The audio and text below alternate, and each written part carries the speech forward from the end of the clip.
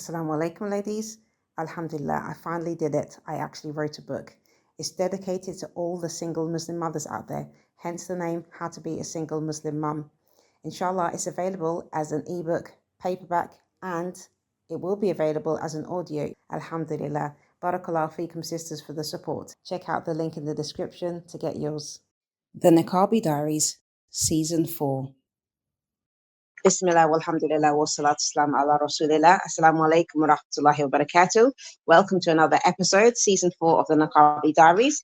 Alhamdulillah, we have with us a sister here to share her journey and experiences with the Niqab, inshallah. Sister, could you please introduce yourself to the listeners and tell us a little bit about what you do? Assalamu alaikum wa rahmatullahi wa barakatuh. My name is Fatima. I'm a mom of one. I'm actually a single mom of one, alhamdulillah. And yeah, I've been invited to come onto this podcast, alhamdulillah. It was out of the blue. I never expected it at all. So thank you so much. And may Allah reward you for what you do. Ameen. So I've been a Niqabi, I think it's coming up to 2 months now. So I'm quite new.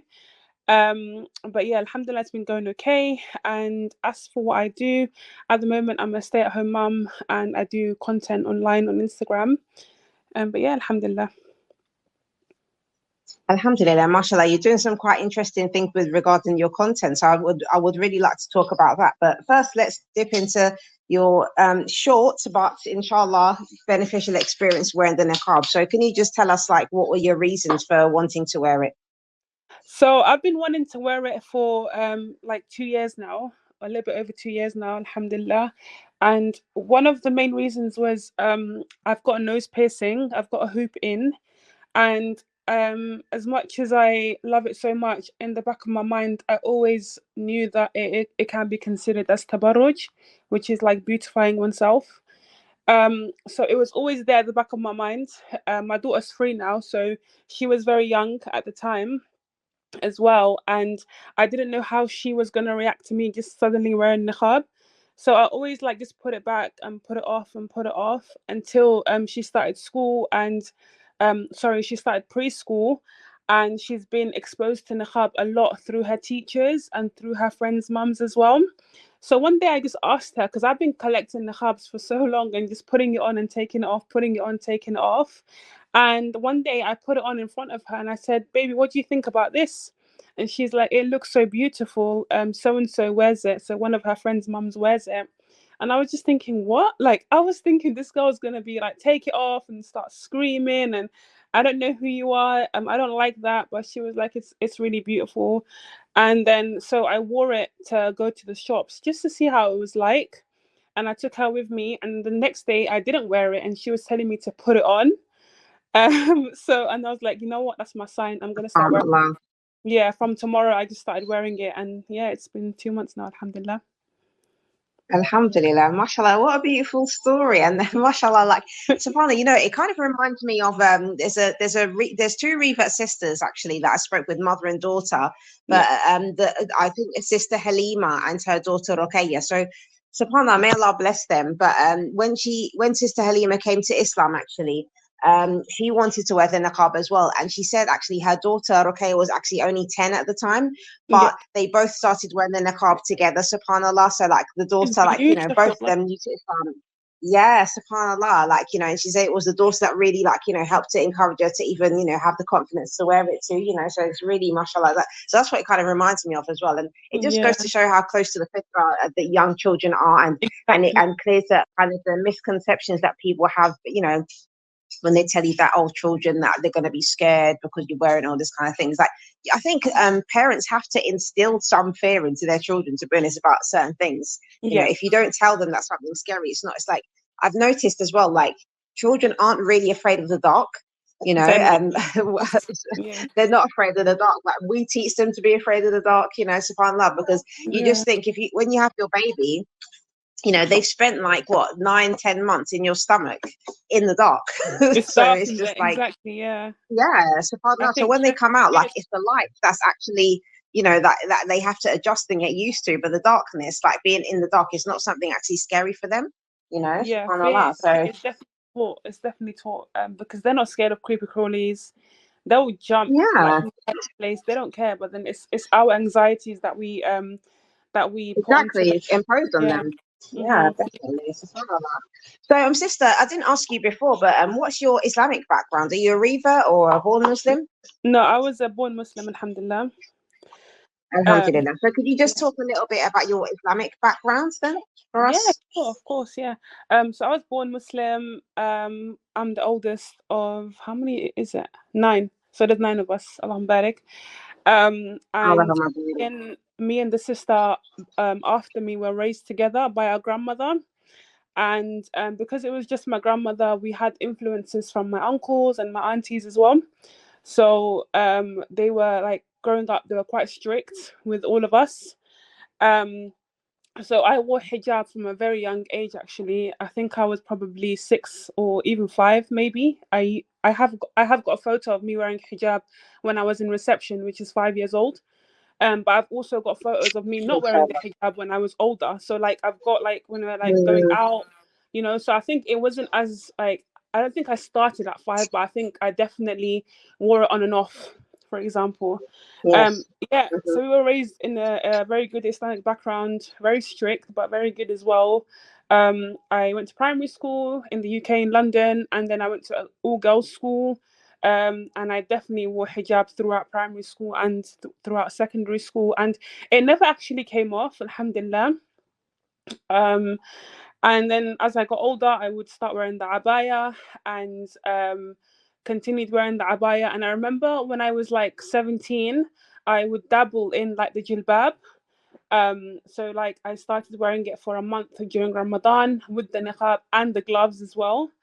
And then we used to go Kenya a lot to visit my parents, and I wore niqab once while I was fasting, and I collapsed in the market, and I never wore it again. So I was just like, yeah, I'm not going to do that again. I'm quite sensitive to like feeling suffocated, basically. Yes. But yeah, that's how I grew up. A lot of Islamic influence around me, alhamdulillah. I wouldn't change that. Alhamdulillah. So, can I ask you, how old were you when you said that experience happened with the niqab, that negative experience where you collapsed from wearing it? I don't actually remember. Probably, I would say my early teens. Okay. Yeah, because my parents came to live in the UK when I was 16 or 17, so it was definitely way before that. Yeah, I think I was quite young actually, and it was Okay. And quite common to wear the niqab in Kenya. Well, the Muslims anyway. right. Okay. So is that why you put it on when you went there? Probably, yeah, because I think mum used to wear it, so I was like, oh, I want to try it out, again, it was also Ramadan as well, so like, just why not? And then mum took me shopping for the groceries, and it was in a market, open market, very hot, and I just collapsed. SubhanAllah. So Yeah, was your mum wearing the niqab as well? I think she was, yeah, because yeah, I definitely think she was. I need to ask her actually. I don't really have like very good memory, but I think I wore it because she used to wear it, but I need to double check. Alhamdulillah. So in your short time of wearing the niqab, would you say it's gone down positively with, your peers or like the environment that you're in? You said you're a stay-at-home mum. So what kind of Yeah. interactions do you usually have with people, your family, for Um, example? Like how has it gone down with them so far? So I wore it towards the end, so just before they broke up for school holidays. So I was actually quite nervous to take my daughter to nursery in it. Because I don't know what it is, but I just felt a bit awkward about it because I just come out of nowhere wearing a niqab. There was no pre-warning for anyone that would see me on the school run. So some people didn't actually recognize me until I spoke to them, like some of the mums. And then the teachers were so surprised, but they were very encouraging as well and very lovely about it. And the ones that wore niqab were again, like very encouraging, making lots of dua for me. So as a whole, it's been positive. Like my family were a bit wary because, like I said, I'm a single mum, and they were just worried about like the way other people would react to it in public. And like I feel like London is not very like a safe place anymore, and there's been lots of stories of sisters getting attacked, so they were just like, it's good that you started wearing it, but just be very like wary of your surroundings. And and also don't just put it on because you just want to put it on for a short period of time. If you're going to stick with it, then stick with it. But surprisingly, I've got like 2 negative experiences, and they were both from Muslim women.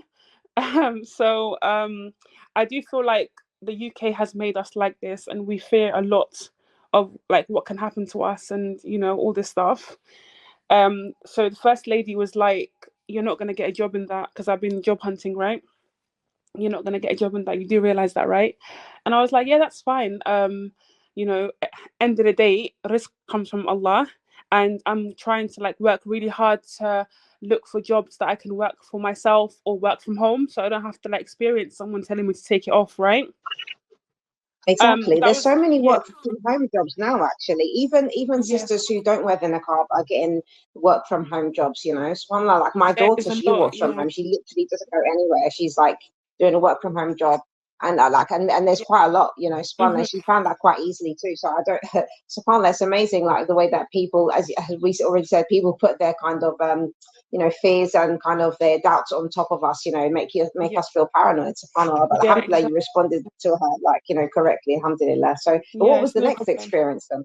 And then the next experience was a lady that I'm not gonna make it obvious who it is, but it's just someone that I kind of work with as well. And she was like, she literally walked up to me and she was like, "What is that?" And then I was like, "Oh, assalamu alaikum, it's me, Fatima." And she's like, "Yeah, I can tell by your eyes. But what is that?" And I was like, "It's a niqab."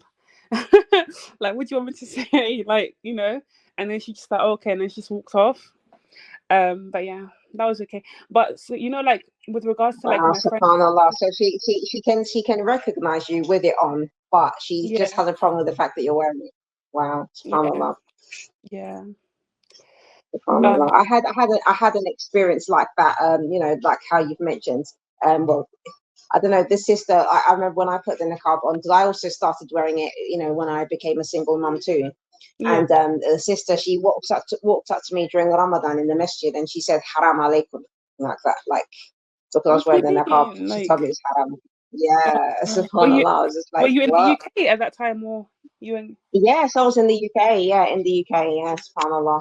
Yeah, I Yeah, feel like sometimes it's the yeah. Muslims, isn't it? Yeah, But subhanallah. Some people like have a really negative perceptions of the niqab, and they just think it's extreme. Like even just the past couple of days, actually, I'm in actually this group on Telegram. I'm not going to say which group it is, but it's a women's group, right? So and basically a sister whose niece also lives abroad in Egypt. Apparently, the niece who is 16 started wearing the niqab, right? yeah, And basically the sister's so concerned that basically the niqab is showing extreme tendencies, and the niqab is the only thing that she mentioned that the niece is actually doing, that is basically got them worried now. It's just like, oh, why she's wearing it, and oh, she's being influenced by this friend of hers. And they know who the friend is. They apparently, because when I started digging a little deeper, the sister basically said, well, they're very close with the niece. The mother's very close with her daughter. So there's not really any room for outsiders to kind of really do you know what I mean? Like she's not living a double life basically, because it's a yeah. very You close know knit her. community. That's what the sister said eventually. So it's just like, well, so what's the problem if a 16-year-old girl decides to wear the niqab, but she feels it's extreme and that the girl doesn't have enough Islamic knowledge to warrant her? That's what I quote. Yeah, she says she Yeah, didn't have enough Islamic knowledge to warrant her wanting to wear the niqab. And I just said, well, that's a misconception with the Muslims. Like we don't, a niqab isn't a certificate. Do you know what I yeah, mean? I told exactly. her the niqab is not a certificate that you get because you've memorized like this amount of Quran, or you've Exactly. memorized this how many Islamic books or something like that. It's a form of hijab. So Yeah, if somebody decides that they want to wear it because it's going to help them, they feel it's going to help them get closer to Allah, then why should it be seen as extreme? But the reality is, in Egypt, a lot of the ideologies that they're pushing is trying to tell people that if you wear the niqab, you are you're following some extremist group or something like that, and it's just not the case. yeah. And They're she quite she seemed black in offended Egypt. when I yeah, she seemed offended when I was trying to like basically explain this to her, and I didn't accept what she, because I thought, like, I just thought it was extreme, her calling the niqab extreme. I said, well, Exactly. because Yeah, she basically, yeah, she was basically saying, oh, her peers, they wear hijab and they wear makeup, and she used to wear hijab with makeup. And I said, well, if she's given up the haram for the halal, then I'm sorry, but you shouldn't be making her feel that she's doing something extreme. Do you know what I mean? because it's a good thing, you in know fact. you're Yeah, not supposed to wear makeup with hijab. You know, hijab. Yeah, so with if her the rest accent. of her peers are doing that, you know, and then now and she's basically trying to say like, oh, she needs to find more moderate friends for her and stuff like that. And she's like, moderate because what? Moderate? What does moderate mean? Oh, the ones who are Mhm. not wearing their car, basically. That's what moderate means. Because wallahi, she didn't mention anything else. You know, in that the girl's been doing Yeah, to like her say, oh, behavior. well, And things. you know, So that yeah, you can think. Do you know what I mean? It's not like a list of things that she's doing. The only thing is she put the niqab on. So it's like, yeah, that in and of itself is like, oh, yeah, it's too extreme. Why she's doing that? She's been influenced by this friend. And I said, well, you know, the Prophet Muhammad Sallallahu Alaihi Wasallam, he told us that you know, we should stick with the friends who are going to help us to get close to Allah, isn't it? Like you know, you're on the religion of absolutely. your friend, isn't it? So Yeah, it's just like, you know, you're trying to put the niqab like it's something extreme and negative. You know, talking about in negative lights. And yeah, then, you know, when I countered her claims, like, you know, she seemed offended basically, and then, you know, came back at like, oh, like, you know, there's such a close knit community, and this and that, this can't be happening, and that can't be happening, and this wouldn't happen. Like, I said, well, you know, maybe I said, I can understand if your family get criticized because she's wearing the niqab. And then she came back and said, oh, nobody would criticize us, you know, and we put her what she wants first because of this and that. And I said, well, if that's the case, you don't have anything to worry about then. Do you know what I mean? exactly, Like, exactly. you're the one that's bringing this whole situation. If you're saying that people don't see the niqab negative there, then what's the problem? And the reality is, you know, the sister, the way she frames the question in the first place, because she asked, oh, you know, is she and her sister overreacting because of the girl wearing the niqab?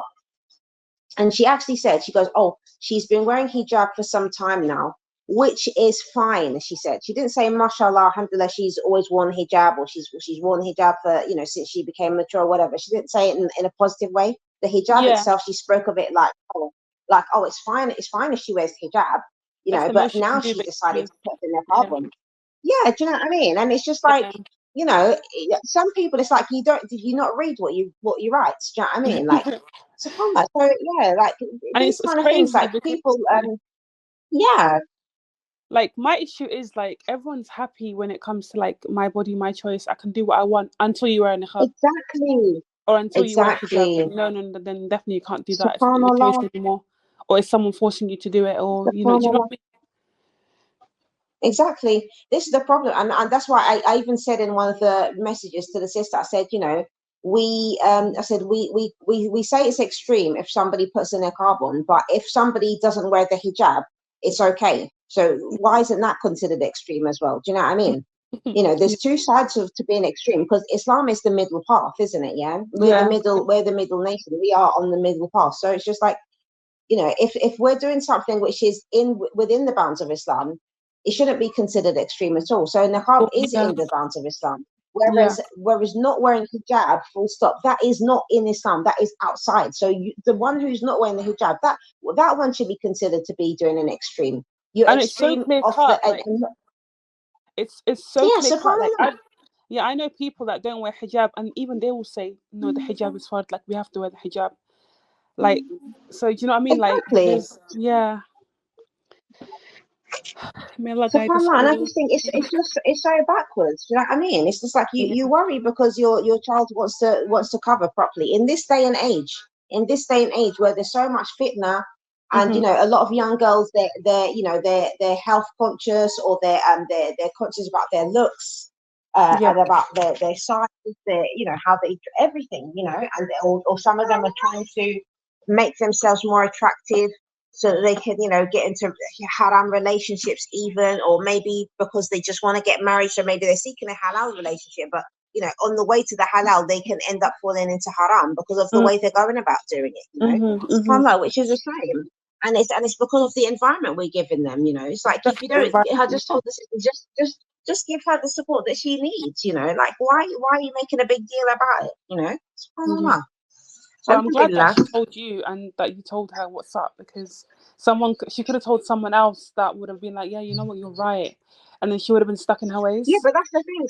Some sisters in the group were, you know, seemed to be with her. You know, they Yeah. started using the term Wahhabi.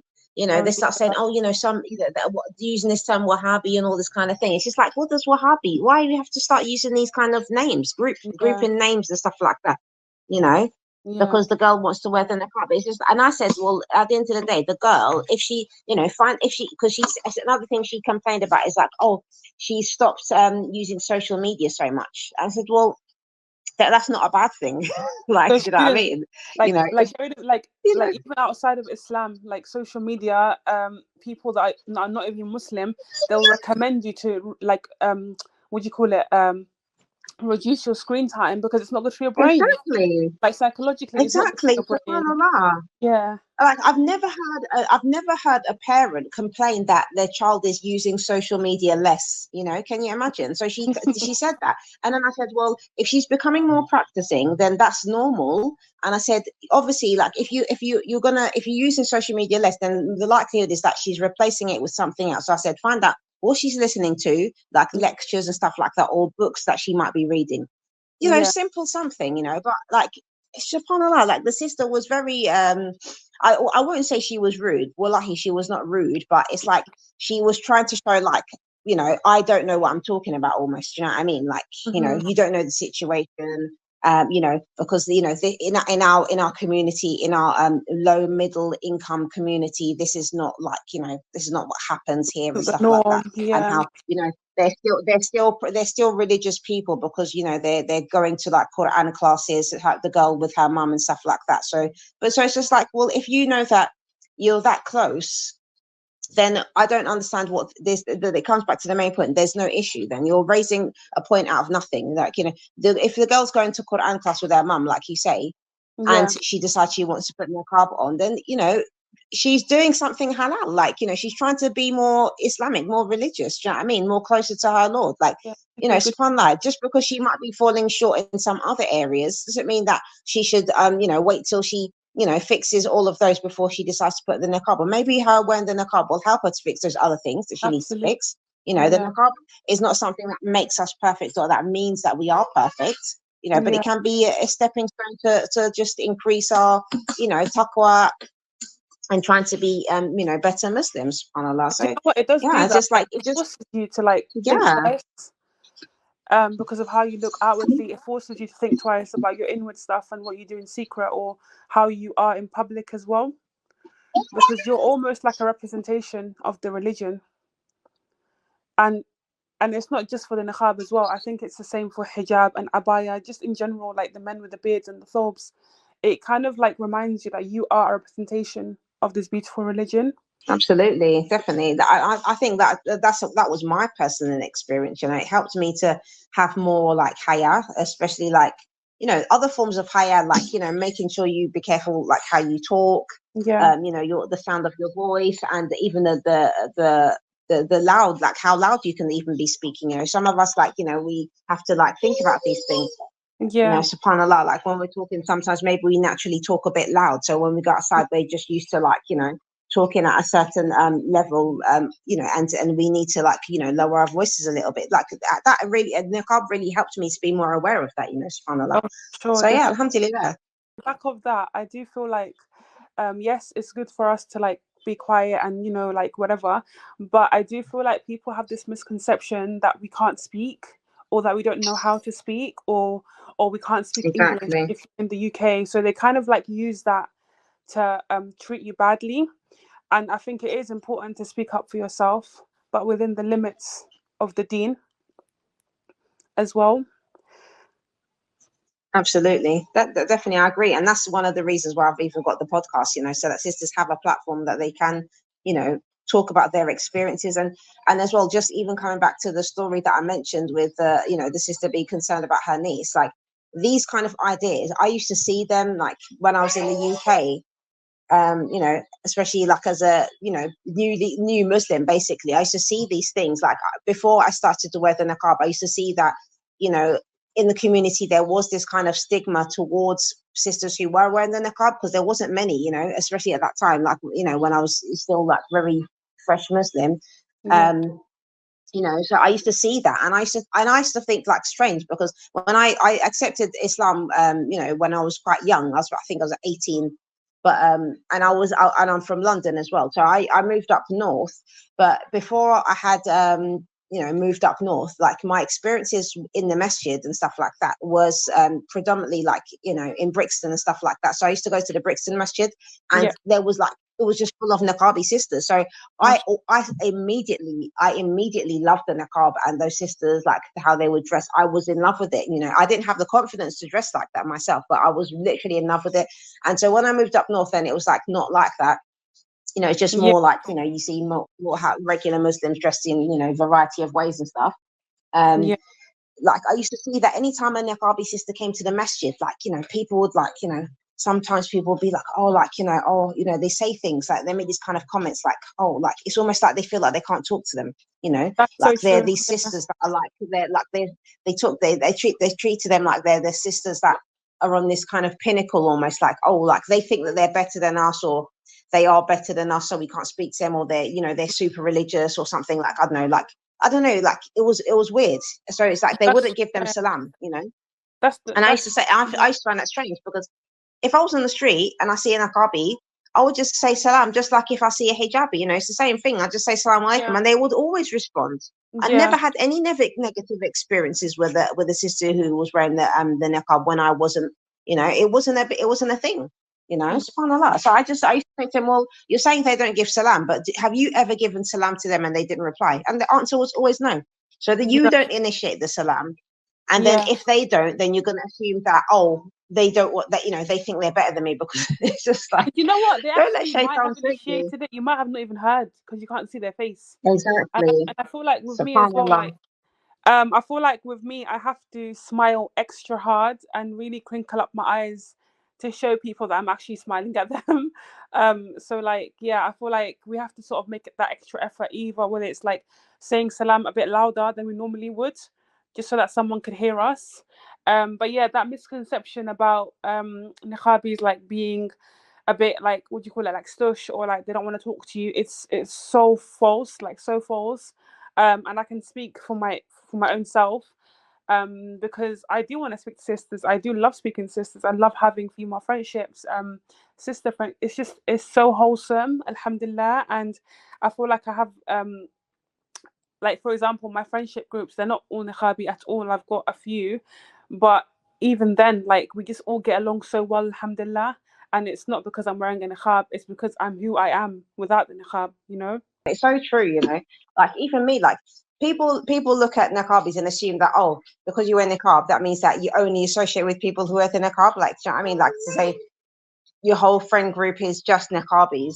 No. And it's just like, well, that's not even realistic though, as well. Do you know what I mean? Especially if you're Yeah. living in, well, I think in any country, unless, I don't know, if you're living in, like, I don't know, Saudi, or a place where it's more common for sisters to wear it, Yeah. and it's just either, I don't know, like, this is why I'm like, I ask these questions to sisters. So I'll ask you, instead of keeping on like just like blabbing on myself, like, I want to know more from your perspective. Um, obviously you've expressed like what you've experienced as well in the community, but what do you think, like in general, um, like, would you say, like, do you think that the niqab is a barrier, basically, in light of what we've been talking about so far? At the moment, I don't think it is, to be honest. I feel like, what I feel like, actually? I feel like it's made me a lot more confident, because before I'd just be constantly worried about what someone would think about me. But now that, like, there's a barrier, like, not in a bad way, by the way, like the niqab, it is a barrier, right? But I do feel like it's made me so much more confident, and I'm so much more approachable, and I'm more confident to approach people as well. So yes, barrier in a sense, actually, it's a good thing that there's a barrier there, because I'm quite like self-conscious. I'm working on it, but yeah, alhamdulillah. Alhamdulillah, even like, saying that it's a barrier as well, that is something that can be positive, like you mentioned, you know what I mean? So there's some things we just kind of, we look at it from a very one-sided perspective, isn't it? Because barrier, like when we say barrier these days, is like, oh, it's like a negative something, but actually it can have a positive side to it as well, which you've clearly Yeah. mentioned, subhanallah. So I think it's just, like they say, it's like, if you look at the glass half empty or half full, Yeah. so definitely perspective is important, subhanallah. Definitely. Apart from your experiences with those sisters, would you say that you've suffered any kind of abuse for wearing the niqab so far, like maybe from even non-Muslims or anything like that? You know what? Alhamdulillah, not so far. I do live in quite a multi-country, I can't say that word, multicultural area of London, and the only thing I have like experienced is like odd looks. So I must have been in Central, and it was a very hot day. I'll give it that. It was very hot, and I think it's one of my first days being out when it was that hot. It was a few weeks ago, and two young white girls were walking towards me, and then I noticed one of them like nudge her friend to look at me, and I was wearing like all black, niqab black, abaya black, everything was black, and I just looked her in the eye like, "What do you want me to say to you?" Do you know what I mean? Okay, yeah, I'm wearing the niqab and it's really hot. But you know what? Having said that, that day was so hot, but I still felt a bit breezy underneath the niqab. I'm not gonna lie. Alhamdulillah, it's the mercy from Allah, isn't it? Alhamdulillah, it is, Alhamdulillah. I mean, since I came to Ghana, I've been wearing it and I haven't had any issues, you know. So, I Yeah, mean, I thought that, you know, because obviously I was wearing it for a long time in the UK and it's cold there. Like, I'm usually always cold anyways. But when I came to yeah, Ghana, I thought, okay, obviously it's a tropical climate. So maybe I find it like more uncomfortable, but I haven't, to be honest. And I don't know, maybe I do go out a lot less than when I was in the UK. I have a completely different lifestyle now in general. But when I do go out, I don't feel that my niqab is like, you know, irritating or something like that. I think when I was pregnant and wearing it, yeah, that used to cause me some issues sometimes because pregnancy in it, it's like, but it's the pregnancy itself. It wasn't specifically because of the niqab. Like I yeah. was just having some difficulty breathing at times. Yeah, pregnancy So just that yeah. yeah. So it was down to the pregnancy itself. So alhamdulillah. There was another Yeah, subhanallah. experience actually. It was more recent, and I didn't clock on until like it sort of stopped happening. So I was again very multicultural area of London, and there was a black gentleman. He, I don't know what he worked at, but he had his uniform on, probably like, I don't know, like a street cleaner or something. I don't know, Allahu a'lam. But anyways, as I was walking towards him, he was looking at me laughing, and then he did like a ninja pose. And then at first it didn't register with me, and I was like, "Oh my god, like did he just do that?" But then I just continued. I looked at him in the eye, and with like a straight face, with no signs of me laughing at all. And then he just stopped Hmm. laughing himself. Like he just, his face just dropped. And I think with people, they think they're so funny, but I just looked at him with a straight face, and he just stopped laughing himself. SubhanAllah. It's amazing, isn't it? Like it's when you correct people, and when you kind of give them these kind of surprises. Like I mentioned the other day, I was talking with another sister, and about how you know when you're with a niqab, one of the things that happens sometimes is that people think that you can't speak English, isn't it? So when you open your mouth and you say something, like the look of shock on their faces, that always used to make me laugh. Actually, you go Yeah, somewhere and then like they, especially when they've started saying stuff, like if they make any comments, thinking that maybe you can't even understand what they're saying. It's like, it's like, subhanAllah, it just goes to show how people, rush to make these kind of assumptions. They've got these yeah. preconceived notions of, It's such what a huge. Muslim woman is like.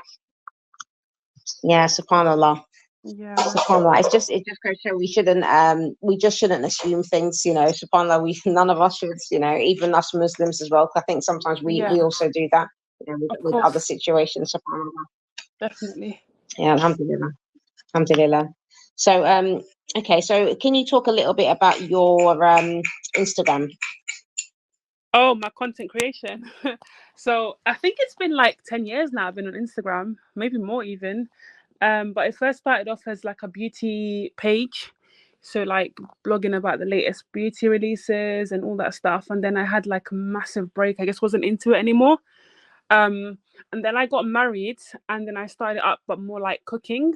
So like sharing recipes, home stuff, like home decor and all that stuff. And then it sort of like, I had a break. So when I got separated till after I got divorced, I had a break. And then I just came back, and I think like the older I'm getting, like I'm 30 now, I just feel like I can't be superficial anymore online. Like I have to be real or nothing, and it's so important because so many people watch you, and if you constantly bring up this sort of fake persona or fake lifestyle, it's not helping anyone, and it's definitely not helping yourself either. So when I've started talking about my experiences with divorce and single motherhood, so many more women can relate to me, and so many more women are opening up to me and thanking me for being real. And that's where it's at now. I think that's what I want to do. I want to use my Instagram to help people, and I want it to be like a legacy, or even like Sadaqa Jariyah, even if it's possible, to help people and to support women like myself, single mothers, and also like support women who are looking to get married as well, because I feel like I've learned a lot through marriage and divorce. So that's where it's at right now. Okay, mashallah. So that's a subject that really does interest me a lot. As you know, I've written a book about it, subhanallah. So and I think when I was a single mum, it's not something that I don't know. I don't know. Like, I think I'm just not really a social media person, anyways. Yeah. But I never like really, obviously now we're living in an age where coaching is like, it's like the normal something, isn't it? Everybody's like doing coaching, or at least they've heard of coaching, or maybe experience some form of coaching. So it's a different kind of perspective that people have, and I think it's like you mentioned. I think you start out doing something, but then you don't know that, like, maybe the situation you're in, you could be helping somebody because of what you've been through in your personal experiences as well. And I think that's how it was when I even decided to write my book, because the girl who kind of encouraged me to write in the beginning, when she said it, she suggested it to me, and I never thought, like, it was something that would even, it never even crossed my mind to write a book about being a single mom. Do you know what I mean? So it's like, you don't know who you can help. And also, and also, like, there's a lot of shame culture within our communities. It's almost Definitely. like, don't talk about your personal things. Don't be vulnerable. It's aib. It's shameful. People are going to use that against you. And I did have that for a very long time. I didn't tell anyone that I was going through separation and divorce, and I didn't tell anyone. I was very ashamed. And especially because, like, with my ex, we met like ourselves. It wasn't like an arranged thing at all. And I felt like for a long time I couldn't trust my judgment. Like, how could I marry a man that turned out to be like this, So there was a sister actually who came on social media and spoke about her divorce and her single motherhood, and I'm just like, wow, like, why can't that be me? Like, why do I have to be so ashamed? What's embarrassing about going through divorce? Like, people go through it. I'm not going to be the last person to go through it. I'm not the first person to go through it. There's nothing to be ashamed, and you never know who you're helping. Like, subhanallah, since being so open with it, so many sisters have come forward, asked for my advice, asked for like advice on like housing, or like women that are still in their marriages that are not good for them. Like, what should they do? Now, obviously, I'm never gonna tell someone go and get a divorce. Like, that's not up to me, Exactly. But I will advise them. I will advise them what to do before they even get to the divorce part. Like, have you tried this? Have you tried counseling? So yeah, I think it's so important more women are open about their experiences, because you never know who you're helping. That sister, her name is Aya Sumaya, and she's absolutely amazing at being very open and very vulnerable about it as well, and she really inspired me, alhamdulillah. Alhamdulillah. I don't think I've heard of her. But yeah, it would be nice if I can have her Instagram or whatever that you should see her, so I can check her out. Yeah, because I'm still in the kind of process of promoting my book and stuff. I haven't really done much promotion for it, actually. I've just I did make a podcast episode about it recently. So by the time this is out, that would have been released already as well. And I'm just talking. I've had to make it very clear in that podcast that it's not a man-hating book that I've written, and it's not a book to encourage people to become single mothers either, because I think sometimes, like, because I called it How to Be a Single Muslim Mum, some people, I was told that some people might misinterpret that I'm encouraging women to be single mothers, but that's really not like what it is. Like, you will know yourself, like, it's not easy at all. Exactly. And subhanAllah, like, when I was going through separation, and like even after I got my divorce, that's when I learned so much about marriage and doing it the right way, and because obviously everyone has their traumas, right? And that's why I would never go into unless it's like severely abusive and her life is at risk, and then you obviously have to like help them out. But like, I would never tell someone, okay, then go and get divorced. Like I would never do that. I'm not going to be the reason for a family or a marriage breaking apart. Because with my situation was, I tried really hard to keep married, like stay married, But if it doesn't work out, it Hmm. doesn't work out. You know, it's qadr of Allah end of the day. Exactly, You know, exactly. yeah, And I think we all do. I don't know. I don't know of any sisters who just like, you know, gave up being married and just decided to, you know, run for divorce. Because the reality is, as a Muslim woman, we can't. You know, if we're the ones seeking divorce, we have to have a valid reason to actually get absolutely. the divorce anyways. You know what I mean? And if Yeah, obviously, yeah, and if the man has divorced us, then it's just like, well, he's the one that's given the talaq, so we don't really have any say in it. You know, yeah. that's just what it is. SubhanAllah. Mhm. So I think people kind of downplay the whole. You know, the whole situation, like they make out like people are divorced from choice and like it's some easy decision that they just came to where they woke up one morning and decided to tell us. You know, wallahi, Absolutely. I've supported, even while I was single, I supported many sisters who were single or you know, still married and had Yeah. issues in their marriage. But like you said, I never once told the sister, oh yeah, you need to get divorced, you need to, no, I've never told her what she needs You to do. don't. You If she can't. needed support, Yeah. if she wanted a break and, you know, she needed some place to stay or whatever, anything I could help her, that helped her. But I've always said to sisters, you know, if you've got these kind of issues, XYZ, you don't need to tell me. Go and talk to the imam about it. Go and find somebody like of knowledge, you know, who can Yeah. actually give you the actual help that you need, so you know the Islamic rulings, you know where you stand properly. Do you know what I mean? You know, that's what you Exactly. need to do, because ultimately it's down to them. And the reality is, like, so many times, even in cases like, even severe cases where, you know, what you've mentioned, where sisters do have the right to even get divorced, well, actually, most of the time they still won't. They still won't go for it, because Yeah. they really want to stay in their marriages, you know. So I think, you know, these days when you hear people talking about divorce, like, oh, you know, it's just like, it's almost like, yeah, you decided that you didn't want to eat what's it, I don't know, bread this morning. It's just like, Yeah. it's It's not like, not at it's not all. simple No, as it's that. like years and It years of literally like. isn't. Yeah, It it's literally years isn't. of like healing. I spent months, like, with literally into Tahajjud, like just making Yeah. dua. Like I didn't have a clue what to do. That was before I even decided, yeah, I want to, like, you know, try and get divorced, because this is not moving forward. This is not, you know, It's not. it's not healthy. Yeah. It's not going anywhere. I spent And months just making dua about it. You know, people don't see that. like, People don't subhanallah. like. Yeah. And then also like this whole like blaming women, like, oh, no wonder your husband divorced you. It's not always the husband that divorces, you know, like women can get a divorce. Like there are ways for us to get our Exactly. divorce. And just like blaming the woman, because I feel like society has this like thing where it's women who can uphold the marriage, and it's women who are at fault if what do you call it, if they get a divorce, they couldn't cook properly, or they couldn't clean properly, Yeah, or yeah, you know, all this yeah. stuff. We're not That's feminine not the enough. case. Yeah, Yeah. yeah. Subhanallah. Yeah. SubhanAllah, yeah, we wasn't feminine enough, always trying to control the men, you know, and it's Oh, we're just too like, masculine. that's Yeah. literally not what it is.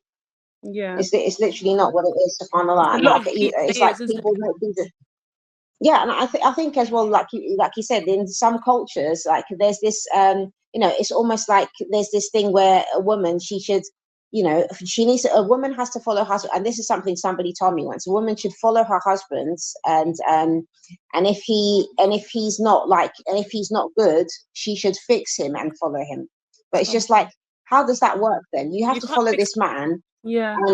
and it's just like, if the man doesn't want to fix himself or doesn't want to improve himself, then how can the woman fix him? You know, you can encourage somebody to do something, but you You can't can force them yeah, to you can actually never change or change. to Yeah, improve themselves. absolutely. And especially and this, I think this is part of the problem. This whole idea is why I think this is part of the problem why a lot of people are ending up getting divorced.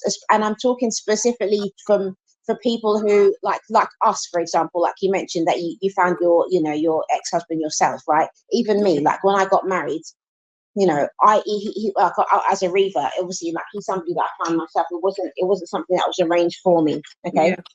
So in those situations, when you find somebody, like I was talking to a sister recently in a podcast, and I said, SubhanAllah, I knew before I got married to Tim that this marriage wasn't going to last. But I told myself, no, like, don't be negative, you know, things can work out, you know, people improve, people can change. But I saw things in him that were red flags. Now, And if it was my yeah, daughter, you know, yeah, going for something like that, or any other young girl, I would tell her, no, this is a red flag, or I tell her, stop and think before you know, dive into this, because, you know, you can't fix somebody later on. Once you're in it, you're in it. You know what I mean? yeah. And it's That's the only by thing. Allah's Yeah. mercy that that person will have to want to do that change for themselves, and they will have to really, like, take time to do it. But if they're not doing certain things already, if they don't have salah in place, for example, Yeah. and they're really, like, serious about their religion, if they don't have that grounding, in place, you can literally forget it. And even with those things in place, like the other bad habits that they may have, or other things that might be negative, there's no guarantee the person is going to change once they're in the marriage. They could end up, on a downhill slope, but at least if they're praying and they're doing the fara'id properly, and they're really like serious about their religion, you've got some hope at least, and obviously with that comes good character as well. Because I think some sisters, they unfortunately marry the really practicing brothers, but actually their character isn't part of that, practicing. They don't implement the manners of Prophet Muhammad sallallahu alaihi wasallam, and how he was with his family and stuff like that. It's like they're all about the fara'id and all the sunnahs of everything else. When it comes to the character, they really are lacking, subhanallah. So and I think this happens to so many sisters, subhanallah. One advice I would give, and subhanallah, like I know divorce is not a good thing or whatever, and it's like really, really heartbreaking, but my divorce has taught me that, like, the one advice that I would give any sister looking to get married is the man that he is before he marries you is going to be the same man that he is after he marries you. So like he's not going to change for the better. He's not going to change because you want him to. And obviously if he's a good man, then he'll be a good man after marriage as well. So really, really think about that, and do not ignore red flags. I feel like us women, we tend to ignore them a lot because we're so like compassionate and so understanding. But when it comes to something as big as marriage, you really have to be strong-willed and headstrong as well.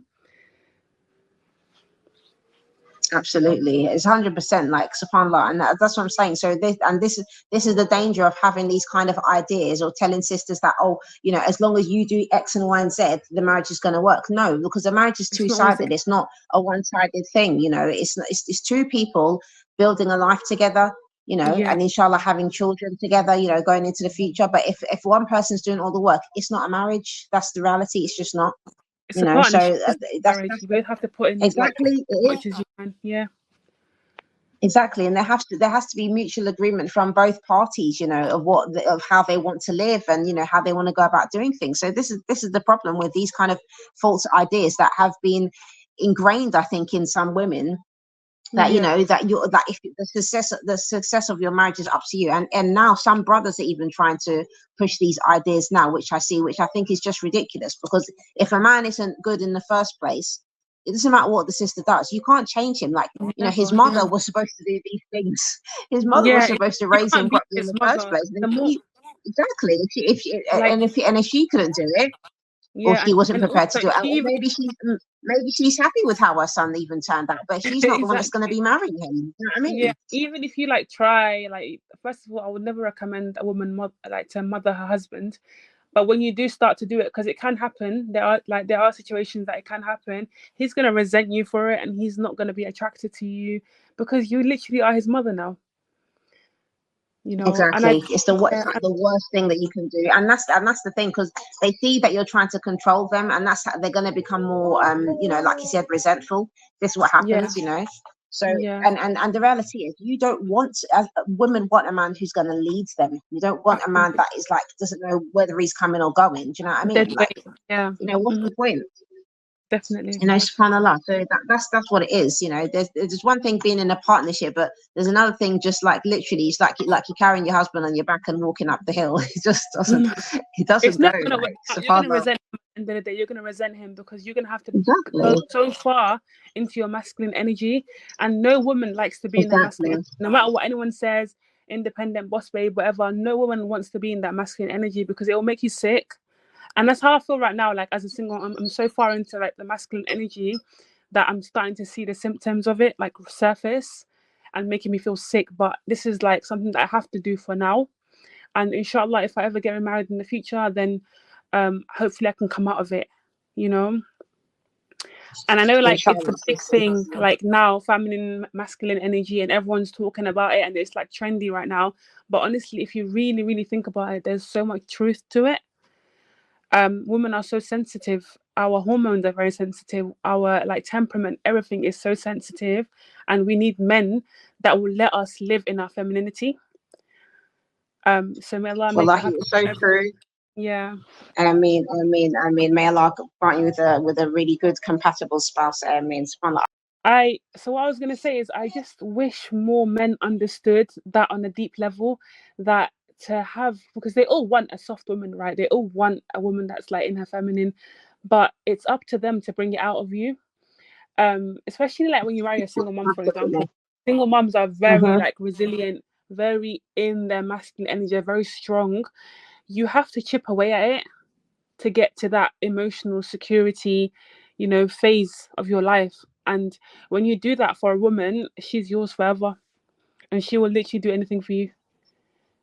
Absolutely. I really, wallahi, I feel that I'm just living that now. Like it's like a whole new experience for me completely. I And really when I think about it, I just think, subhanallah, like, and the thing is, like, I know sisters who have those good marriages, do you know what I mean? So, yeah. and when you're looking from the outside, you don't understand, like, you don't, do you know what I mean? You don't really get it, but you're happy for them and you pray that it could happen. But I think that's why it's important, as well as women. We should always have good thoughts of men, Yeah. even if we've been in difficult, or negative marriages or negative situations, because, Allah can make it happen, and, it can be like unexpected as well. But it's like you were saying as well, it's having that transition, because when you're a single mom, like you Yeah. mentioned, you do get in your masculine energy. So it's like, wallahi, it's exactly as you described, and it, like, you're talking about it, but I was never conscious of these things beforehand. Do you know what I mean? I Because always you're in try to, like, survival just keep mode, an sis. open mind. You're in survival mode. You Yes, just do subhanallah. anything to Yeah, survive. Like, you don't have a time to exactly, stop and think exactly. about it. You don't. Yeah, Um, subhanallah. So it's just like, when I hear people talking about this stuff now, I just think, like, wow. I'm just like, yeah, this is what I'm happy. That's what's happening to me now, you know. yeah. And yeah, Yeah. alhamdulillah, I'm so grateful for it, because it's like, it's over a decade, do you know what I mean, of doing Yeah. it by myself, and and especially when you get to a certain age, you feel like, what if that's going to impact you in a way that, it's like irreversible? Do you know what I mean? You feel like you can't come Yeah. back from it almost, That's what I feel and like then that could sometimes, be I'm not gonna another. lie. That's what, Exactly. yeah. So yeah, may Allah Yeah. make it easy for all the sisters, man. Like, literally, Yeah. especially the single moms. But it's not an easy thing. And, like, but there's, alhamdulillah, I can just say there's good brothers out there. It's just about finding them, subhanallah. And I think, I don't know, like, what I'm going to really be doing going forward, but I would love to be able to help sisters, like, be able to, like, spot the good guys. You I know don't know what? how I I'd was be able to thinking do the that. same.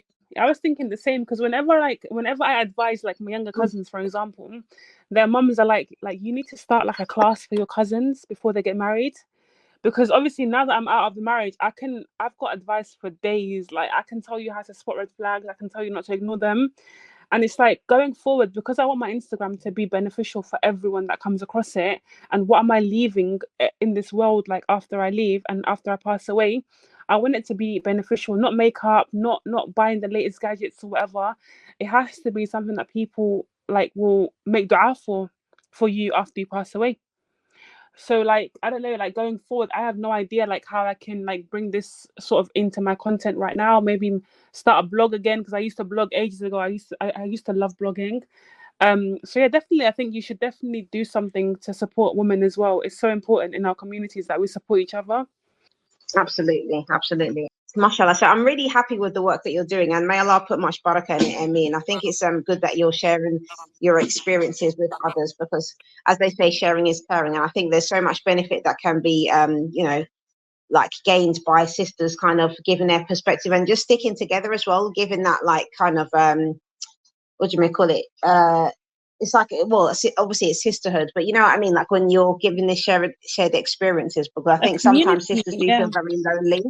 Yeah, yeah, that community. Yeah, like, you feel community, very lonely sometimes. I mean, I remember I used to feel like that, and, I didn't have that community, so to speak. Do you know what I mean? I feel like yeah, even with single moms, sometimes it can be dangerous. Like, sometimes when people are coming from really toxic, maybe marriages and stuff like that, sometimes people aren't stable as well. Sometimes some single moms aren't that stable.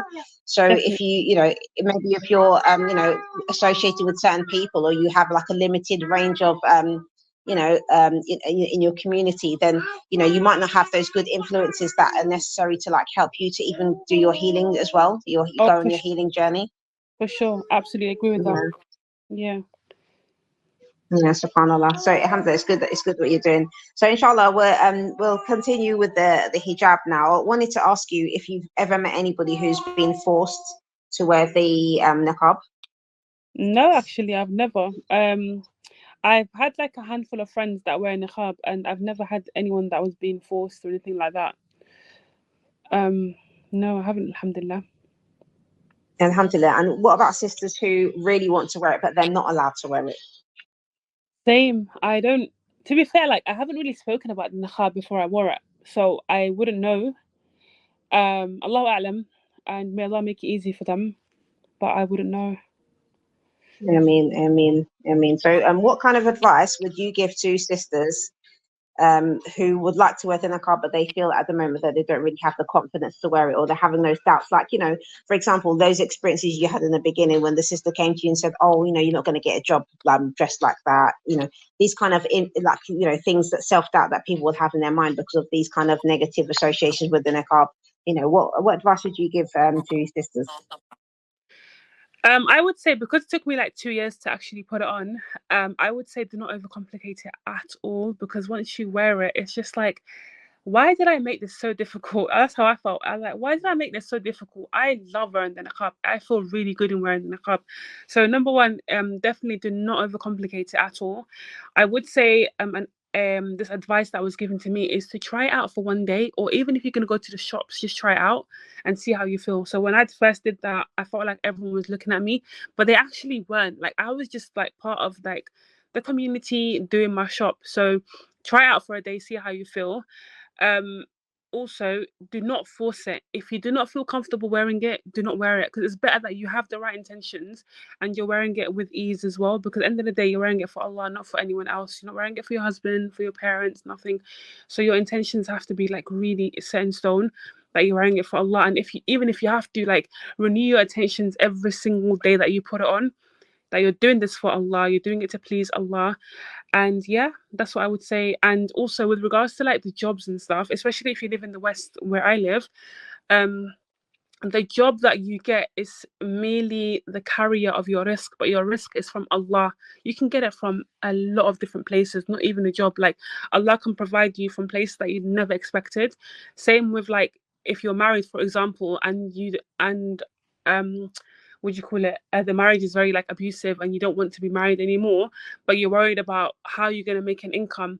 Your husband is not the reason that you have risk. Allah gave him the power to give it to you, but ultimately the risk comes from Allah. So yeah, that's what I would say to anyone thinking of wearing the niqab. What does the niqab mean to you?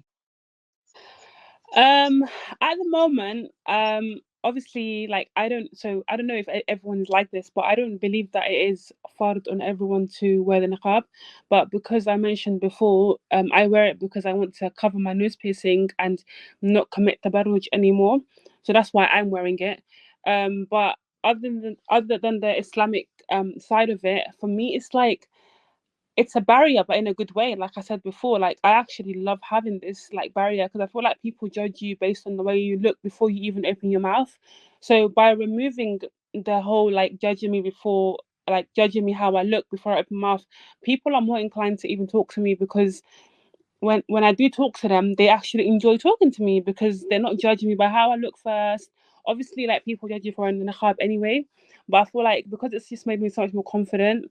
That's what it means to me. It means that I can become more confident. I don't have to worry about anything, or people like looking at me and being like, "Oh, look at how she looks," or whatever. I'm not saying that I look bad, but like like I feel like everyone has this sort of inner like self-consciousness that everyone seems to have. But yeah, that's what it means to me. I don't know if that answered the question, but that's how I feel about it right now. Absolutely, it does. There's no right or wrong answer, sister. It's an individual based on your experiences, alhamdulillah. So it's a beautiful answer that you gave, mashallah, Allah Mubarak, alhamdulillah. Jazakallah khair for sharing your experiences with us, and even your experiences as single mum as well. That's been really nice to talk to you about that. Yeah. So inshallah, I'd love to hear from you again. Maybe I don't know if I'm gonna like maybe do a podcast like. Well, I've got a mini series actually, a mini podcast about single Muslim mums. I did release that already, so I've got like 10 episodes on my channel. I think it's important to give that support, because I just think that I just see so much toxic things online these days. Toxic ways of talking about single Muslim mothers. It's really disgusting to me, and that's what even pushed me to complete the book, to be honest, because so many times I was just thinking, oh, nobody cares what I've got to say. Why do I need to write this book? I was having all this imposter syndrome. But then I'd see these things online, people coming out saying this and that about single moms. I was like, what? Like, why are they saying that? You know? Yeah. So that helped me to like just get the book finished, to be honest, because it was just No, I otherwise I really probably wouldn't appreciate have that finished because it's an important topic. it. Yeah, subhanAllah, like literally, otherwise I probably wouldn't have finished it. So I suppose in a way, like it's good that I heard those things, but as Yeah, much as it's bad, like because it's affecting a lot of sisters negatively. But yeah, yeah, I think it's definitely important that we need to have like these kind of communities where women get support, Muslim women especially, because I just think that especially when you get into single motherhood, you know, it can go either way. You know, some sisters, they get really firm on their deen, and some unfortunately go like completely the opposite direction. You know, they lose it. Like yeah, you know, they kind of have this resentment sometimes, and they take it out on the religion. You know, so I yeah, think that is that's one of the main reasons why I wrote the book as well. To, you know, I want to encourage sisters to really stay steadfast, you know, on their deen, because that's what's important.